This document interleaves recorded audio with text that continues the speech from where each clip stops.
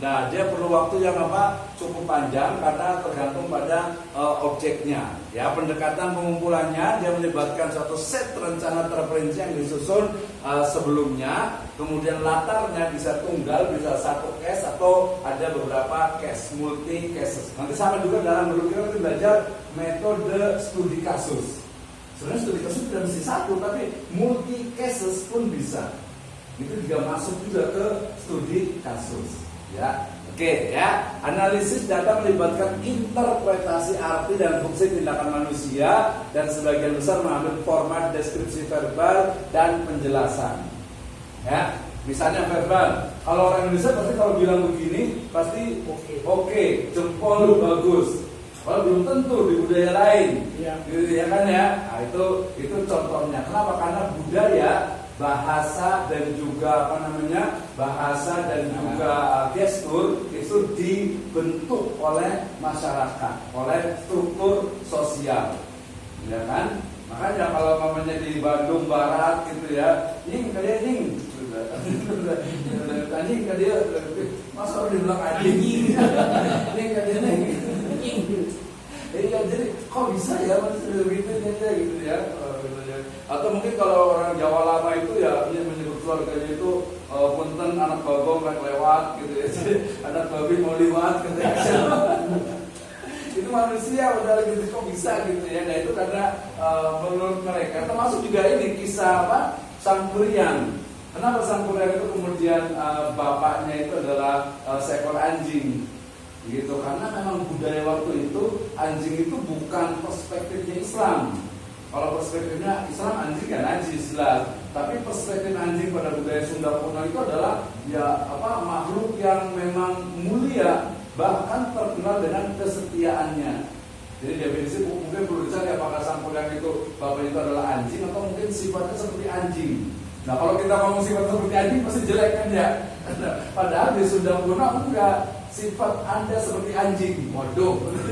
Padahal justru sifat Anda seperti anjing itu adalah Anda adalah makhluk yang setia, taat, setia, memiliki loyalitas. Berarti ada filosofi anjing berarti kayak gitu.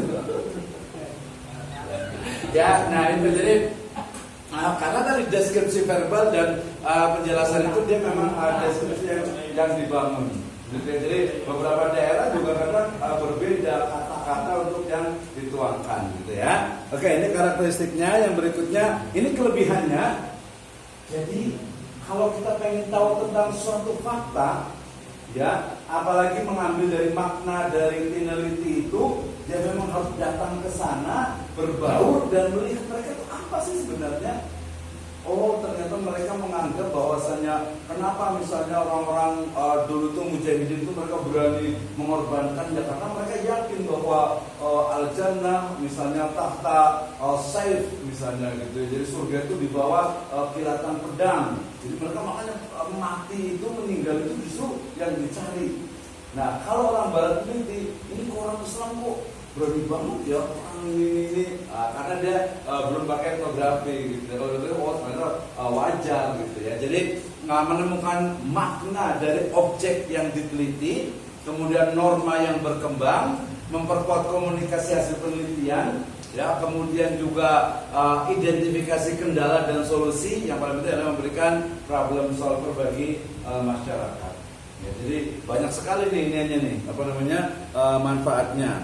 Macamnya tadi holistik, semiotik, ada kritis. Ini terkait tadi dengan kalau semiotik berarti nanti fokus kepada bahasa. Kalau kritis biasanya dia itu ingin membangun dan juga memberdayakan masyarakat dari sisi misalnya partisipasi mereka, gitu ya.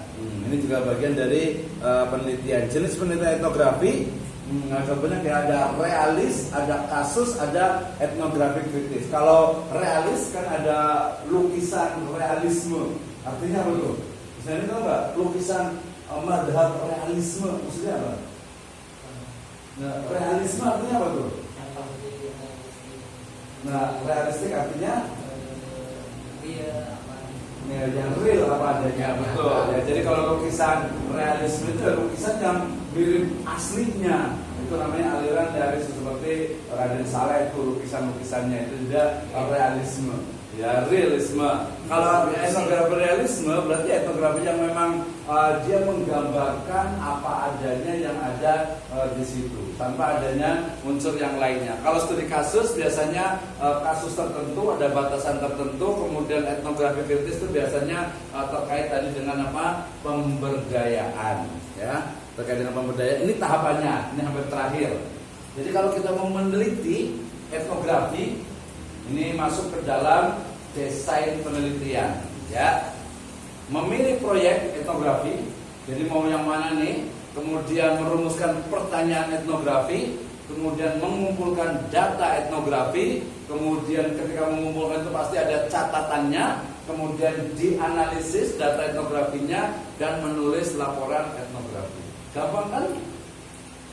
Ustaz Khalid, kira-kira yang titik tekannya di mana nih dengan penelitian yang biasa-biasa saja? Titik apa ya, Pak? Titik tekannya, karakter dari etnografi ini dibanding dengan yang lainnya itu kira-kira apa? Misalnya nih, saya pengen tahu tentang karapan sapi. Kalau saya biasanya agak Islam lah. Saya pengen tahu tentang etnografinya. Kemarin saya ke Bangkalan. Saya Muhammad Khalil Bangkalan, yang di Madura. Nah, saya foto, saya buatkan videonya juga. Nah, misalnya nih, berarti kita milih proyek etnografi. Oke, saya akan memilih masjid dan makam Syekh Bangkalan. Ketemu satu ya. Yang kedua, menanyakan pertanyaan etnografi. Berarti kita membuat pertanyaan etnografi. Berarti apa makna ziarah bagi bagi orang yang datang ke makam Syekh Bangkalan itu? Jadi ditanya tuh, ditanya. Yang kedua, mengumpulkan data etnografi. Berarti saya akan datang ke sana, kemudian mungkin pertama tanya puncennya, kemudian tanya orang-orang yang datang ke sana sering berapa kali, yang jarang berapa kali, kemudian kita juga ikut ziarah di situ, kemudian kira-kira rasanya itu seperti apa ketika ziarah. Ya, itu udah mengumpulkan, kemudian dicatat, bisa direkam, bisa divideokan, bisa dipotret. Ya, itu namanya catatannya. Menganalisisnya, ini benar nggak nih? Misalnya orang ini bilang katanya kalau buat saya sih ziarah itu ya syariat Islam, jadi saya suka ziarah ke sini. Nah, mungkin dia karena jawabannya itu normatif, belum bisa. Ini belum jelas, belum yakin nih. Padahal ketika tanya ke sana, ternyata ke sini dibawa mobilnya bagus lagi. Berarti nanti harus diulang lagi, kenapa nih dia ziarah. Nah, seperti itu. Jadi menarik. Saya pernah buat juga di situ Lengkong yang ada di Panjalu, Ciamis. Itu juga sama. Kenapa sih kira-kira kalau orang pada ziarah itu ngapain sih ya? Terakhir saya kemarin ke Syekh Maulana Maghribi. Syekh Maulana Maghribi yang di Pandeglang. Itu kan kuburannya 4 tuh di YouTube lagi-lagi saya ada juga, saya tahu memang. Jadi kuburannya itu kan ya segi 4 otomatis kan dia panjang. Di sebelah sini ada lagi baca sholawat, sebelah sini lagi baca Al-Quran, sebelah sini ibu-ibu lagi baca zikir, sebelah sini baru datang lagi 4 penjuru itu dengan doa yang berbeda-beda. Saya bilang ini orang ngapain ya? Apakah betul-betul murni mereka itu ziarah gitu, atau mungkin ada keinginan khusus? Barokati itu doanya untuk diri sendiri apa yang makan berkayanya sih bintas sih biasanya. orang sibuk itu. Ya tawasul, biasanya tawasul gitu ya. Yang pokoknya beda-beda tuh. Saya kan di belakang sambil motret, kita bisa lihat di sana ada anak muda tuh kayak si anak kayaknya megangin HP atau ini berarti termasuk generasi milenial.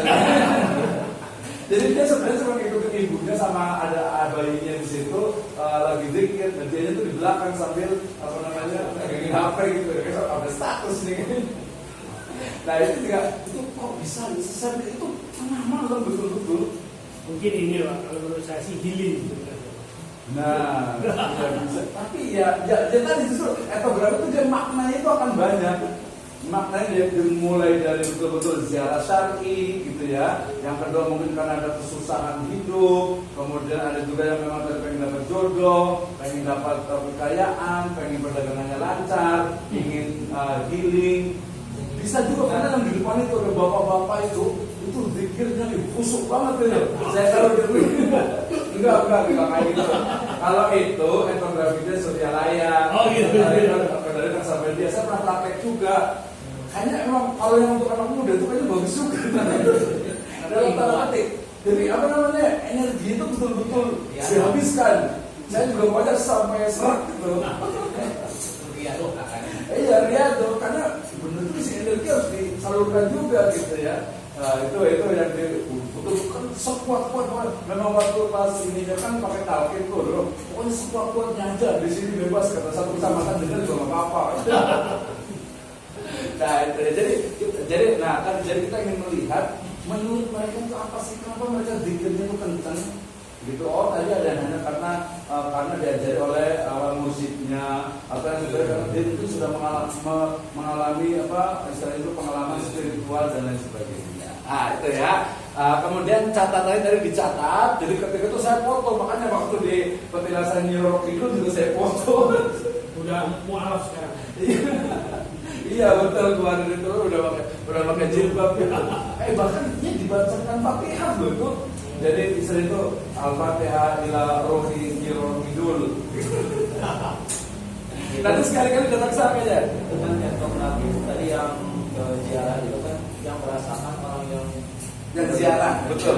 Kalau kita tadi yang dimaksud etnografi itu kan kita juga ikut merasakan dalam artian terjun langsung kan. Iya betul. Jadi maknanya berbeda kalau kita hanya terjun langsung, kita sebagai peneliti riset aja gitu kan. Ya. Karena tujuan kita hanya itu riset. Tapi kalau misalkan orang yang berziarah itu sendiri karena tujuannya berbeda dan memiliki makna sendiri juga, pasti bisa merasakan. Jadi gimana tuh kita posisi itu, apakah kita hanya ke yang ziarah itu, ya. kita teliti juga. Nah, yang terakhir itu sebenarnya dia nanti masuk ke etika peneliti, di mana peneliti itu dia masuk ke dalamnya, kemudian ketika tadi ada wawancara, ada ngobrol itu, ternyata dia niatnya tuh masuk ke situ, jadi dia juga merasakan atmosfernya, jadi tahu kenapa orang itu sampai meminta-minta tawasul itu di sini.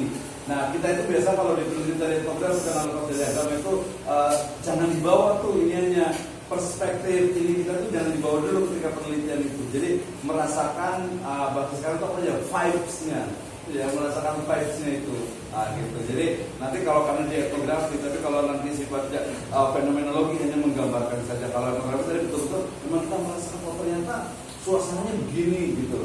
Kalau niatnya ya memang pasti berbeda, tapi merasakan suasananya, bisa menggambarkan, bisa bagaimana ternyata orang itu memang begini-begini, karena ada yang berhasil, ada yang tidak gitu. Jadi kalau di penelitian etnografi itu memang istilahnya itu agamanya itu ditanggalkan dulu, dan kita pernah cerita itu Totalitas. Iya, jadi betul-betul totalitas. Jadi hanya ingin merasakan zikirnya tadi kalau kenceng itu seperti apa, ketika kita di situ tuh vibes-nya itu, suasana itu terbawa di situ. Jadi ini memang ya yang meneliti itu biasanya nggak punya agama biasanya. Makanya kita neliti yang Islam lah, yang ini yang bagus gitu kan. Misalnya nih Nana sama itu misalnya pengen tahu penelitiannya orang-orang siapa ya? Yang agak-agak ini, perempuan yang pakai cadar gitu misalnya gitu kan, pakai cadar, kemudian ikut komunitas mereka, kemudian ikut pengajiannya, ikut ini tuh rasanya tuh kayak gimana gitu, kemudian interaksi antar mereka itu seperti apa, itu etnografi itu. Bukan yang masuk berita kemarin. Hah? Yang masuk berita kemarin. Yang mana tuh? Yang laki-laki itu yang ada di akhwat perempuan dulu. Nah, kalau itu sih kan kalau penelitian sih mungkin nggak bagus juga. Tapi boleh juga dicoba sih, tapi dilakukan sebentar sih. Siap di dua. Ya gitu ya, jadi nanti baru membuat laporan etnografi yang tadi. Ingat laporan etnografi itu dia take description sehingga dia betul-betul detail dari yang paling kecil sampai yang paling besar itu dituliskan. Jadi dia seperti apa ya? Kalau dalam ya deskripsi, cuma deskripsi detail ya. Jadi misalnya kalau yang suka nulis fiksi, orang nulis fiksi tentang Palestina, padahal dia belum pernah pergi ke sana. Nah, gimana caranya itu? Ya mungkin dia melihat, dia ini baru dia mendeskripsikan tentang tanah di Palestina, tentang wilayah-wilayahnya seperti itu ya. Ada pengulangnya juga di sini. Ya, ini juga sama, masalahnya ditemukan, didefinisikan masalahnya, kemudian temukan orangnya, rencana penelitiannya, kumpulkan datanya, analisis dan berbagi pandangan. Nanti ada FGD-nya juga. Ya, nah observasi itu ada yang partisipan, ada juga yang observer. Jadi tadi ada juga yang dia tidak masuk ke dalamnya, gitu ya, tetapi dia ikut di situ tapi tidak merasakan. Nah nanti yang ke ini. Jadi tadi saat Mitra begini. Jadi ada yang pengamat murni, dia hanya mengamati tapi dia merasakan vibes-nya. Tapi ada juga yang pengamat sebagai partisipan, dia betul-betul ikut di situ. Dia tadi ziarah itu ke situ, ikut. Kalau saya kan nggak ikut di itu, saya biasa di belakang, duduknya kemudian motor. Iya, enggak sih motor lah. Nah itu jadi pengamat partisipan, ada partisipan sebagai pengamat dan juga ada partisipan murni atau komplit partisipan. Ya, komplit partisipan. Nah, ini memang ya tadi ya ingin mendapatkan data yang betul-betul apa adanya tanpa ada tekanan, tanpa ada istilahnya itu eksperimen, jadi akhirnya masuk ke dalam. Ya, masuk ke dalamnya gitu. Ya. Jadi ini partisipan murni. Nah, kemudian masih ingat kalau di uji kuantitatif itu ada uji T, ada uji R, ada uji validitas, korelasi, kemudian juga hubungan. Dalam kualitatif itu hanya ada uji kredibilitas. Ini bedanya tuh. Jadi ketika ujian tesis misalnya di kualitatif, sebenarnya mahasiswa itu menjelaskan, kemudian ada datanya dan prosesnya berjalan, itu sudah betul tanpa melihat hasilnya. Kenapa? Karena yang penting datanya itu adalah valid. Caranya, metodenya gampang banget dengan peningkatan ketekunan. Berarti perlu ada waktu. Tadi ketika ditanya, Ibu kenapa berziarah ke sini? Oh iya, ziarah itu untuk mengingatkan mati gitu ya. Saya ya ingin ini bagian dari syariat Islam pertama seperti itu. Tapi ketika tanya berikutnya, kok Ibu datang lagi? Iya nih katanya gitu kan sering ziarah. Saya lagi oh ternyata mungkin dia memang ada keinginan tertentu nih yang kita ketika cuma satu kali, dua kali ya belum tentu menjawab gitu ya. Untuk menjawab kita diskusi dengan teman-teman sejawat, ini biasanya FGD, forum group discussion, dan juga member check. Ini yang paling penting. Jadi member check itu adalah ketika kita sudah diskusi, sudah wawancara dengan seseorang, misalnya saya wawancara dengan Mitra, kemudian sudah dituliskan nih, saya pengen member check, berarti tulisan ini Mitra saya tulis begini, betul atau tidak? Kalau perlu ditanda tangan. Nah, itu namanya member check. Bedanya seperti itu. Jadi uji dari validitas datanya itu. Ya, jadi dipastikan bahwa ternyata ini benar. Saya sudah tanda tangan, berarti memang apa adanya itu seperti ini. Tidak ada unsur yang lainnya. Oke. Kemudian, nah ini yang tadi yang 12. Ini menurut Spreadly, panjang. Ya, panjang banget nih. Mulai dari menetapkan informan, wawancara etnografis, catatan etnografis, pertanyaan deskriptif, wawancara etnografis lagi, analisisnya, membuat analisis domain, kemudian pertanyaan struktural, analisis taksonomi, kemudian pertanyaan kontras, analisis komponen, terakhir menemukan tema budaya, baru nanti menuliskannya. Yang ujung yang nomor 11 itu adalah inti dari etnografi.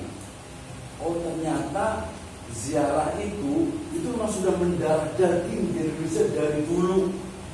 Ya, jadi memang ya nggak bisa, susah untuk ditinggalkan.